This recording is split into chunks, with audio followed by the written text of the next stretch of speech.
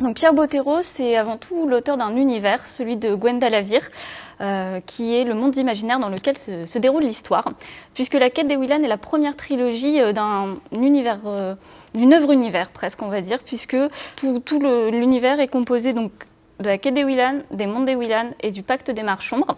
Donc Pierre Bottero a un peu conçu un univers étendu avant l'heure, puisqu'on se rend compte au fil de la lecture que tous ces personnages, toutes ces histoires finissent par s'entrecroiser, se relier entre eux.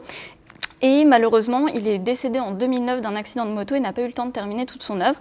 Mais il a bien terminé le cycle de Gwenda la Vire, dont Un monde à l'autre, le premier tome de La Quête des Willan, marque le commencement. Donc on commence par découvrir l'héroïne, Camille, une jeune collégienne qui est à peu près normale, à ceci près qu'elle est surdouée et a été adoptée. Donc elle a très peu de souvenirs de son enfance. Elle passe ses journées dans son collège avec son meilleur ami Salim, jusqu'au jour où elle traverse une rue sans faire attention et un camion manque de la renverser. Donc pour échapper à la collision, tout simplement, elle va se téléporter dans un univers parallèle, Gwenda la Vire. Là-bas, elle apprend que son prénom est en réalité Ewillan, que ses parents l'ont cachée dans le monde réel pour la protéger, qu'une guerre fait rage dans ce monde qu'elle découvre.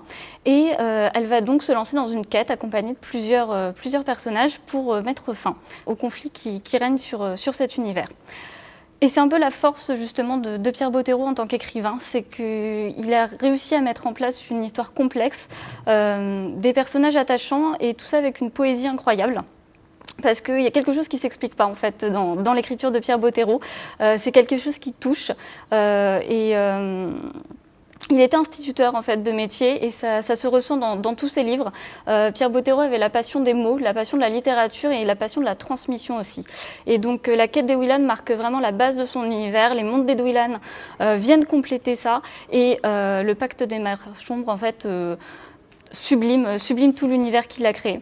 Donc si Ewillan se découvre le don du dessin et de l'imagination qui lui permet de voyager entre les mondes dans ce premier tome, je ne doute pas que Pierre Bottero aussi avait ce talent.